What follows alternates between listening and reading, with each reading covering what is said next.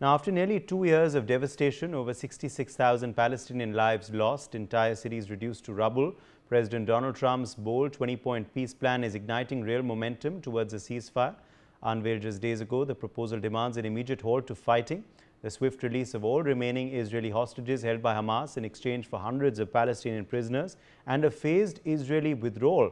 It envisions Gaza reborn, demilitarized, governed by a technocratic Palestinian committee under international oversight, and rebuilt with Arab-led security forces, all paving the way for broader Middle East peace. Hamas has in fact resounded with a conditional yes, agreeing to free the hostages but calling for tweaks on Gaza's future governance and Palestinian rights. Trump hailed it as a breakthrough on Truth Social, urging Israel to pause the bombings and declaring, as I quote, "We are already in discussions on details." Global voices are rallying. Qatar's Prime Minister sees momentum to end the killing. Britain's Keir Starmer calls it a significant step forward. And leaders from Canada to Azerbaijan are urging all sides to seize this chance. Yet challenges loom. Hamas has balked at full disarmament and foreign troops, while Israel's hardliners eye a security buffer zone. And let's take a quick look now at the global coverage on the peace plan proposed by Donald Trump, accepted by Israel, and of course now even getting a conditional yes from Hamas. This is what the New York Post has had to say on this plan. They have said Israel ready for immediate implementation of Trump's Gaza peace plan after Hamas agrees to free hostages. Netanyahu's office claims this, talking of course about how the Israel government responded to, of course, the agreement. Let's tell you now about what Sky News said on this.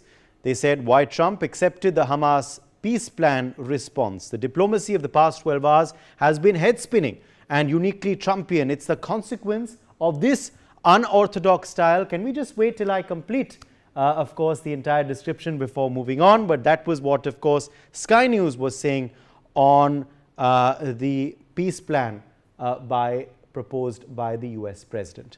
Now let's tell you about what BBC has to say on this development, on this proposed peace plan. Trump tells Israel to stop bombing Gaza as Hamas agrees to release hostages. This is, of course, the 20-point peace plan that they're talking about, the latest attempt to end the conflict in Gaza. Meanwhile, Al Jazeera has this to say. Qatari Prime Minister hopes momentum now to end Israel's Gaza war. Hamas deliberates. The main focus is how to protect the people in Gaza, is what the Qatari PM has stressed in an interview with Al Jazeera. So Al Jazeera, of course, focusing on the Qatari Prime Minister's outlook towards this particular plan. In fact, also he claimed to them, Sheikh Mohammed, that Doha had passed the plan and, of course, agreed to the broad parameters. The Guardian, meanwhile, has this to say about this peace plan. Trump's peace proposal welcomed by world leaders, but Palestinians remain skeptical.